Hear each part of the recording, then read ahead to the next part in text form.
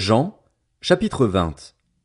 Le dimanche, Marie de Magdala se rendit au tombeau de bon matin, alors qu'il faisait encore sombre, et elle vit que la pierre avait été enlevée de l'entrée du tombeau.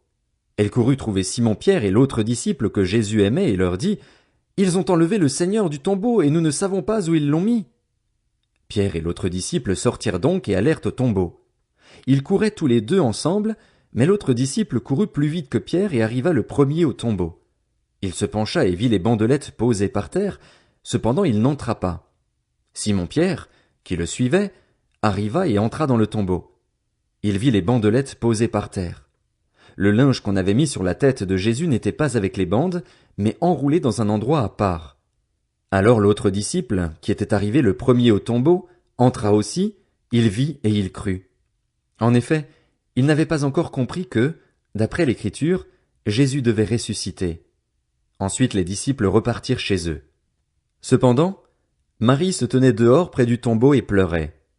Tout en pleurant, elle se pencha pour regarder dans le tombeau, et elle vit 2 anges habillés de blanc assis à la place où avait été couché le corps de Jésus, l'un à la tête et l'autre aux pieds.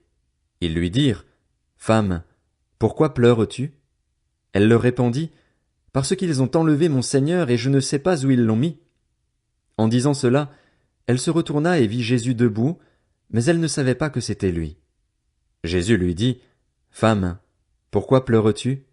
Qui cherches-tu » Pensant que c'était le jardinier, elle lui dit, « Seigneur, si c'est toi qui l'as emporté, dis-moi où tu l'as mis et j'irai le prendre. » Jésus lui dit, « Marie. » Elle se retourna et lui dit en hébreu, « Rabouni » c'est-à-dire « Maître. » Jésus lui dit, « Ne me retiens pas, car je ne suis pas encore monté vers mon Père, mais va trouver mes frères et dis-leur que je monte vers mon Père et votre Père, vers mon Dieu et votre Dieu. » Marie de Magdala alla annoncer aux disciples qu'elle avait vu le Seigneur et qu'il lui avait dit cela.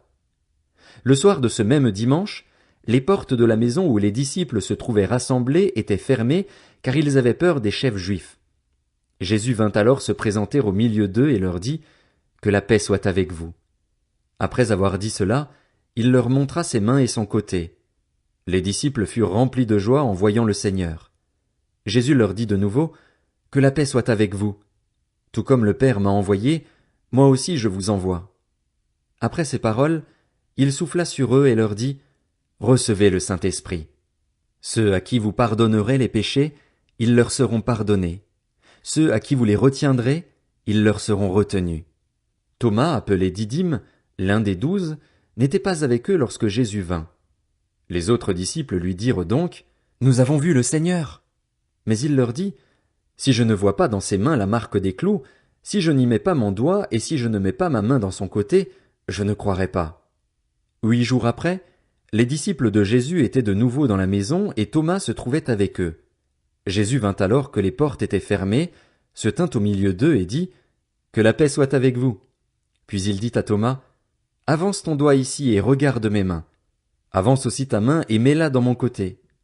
Ne sois pas incrédule, mais crois. » Thomas lui répondit, « Mon Seigneur et mon Dieu. » Jésus lui dit, « Parce que tu m'as vu, tu as cru.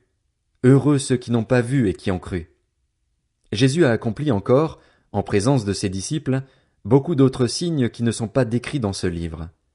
Mais ceux-ci ont été décrits afin que vous croyiez que Jésus est le Messie, le Fils de Dieu, et qu'en croyant vous ayez la vie en son nom.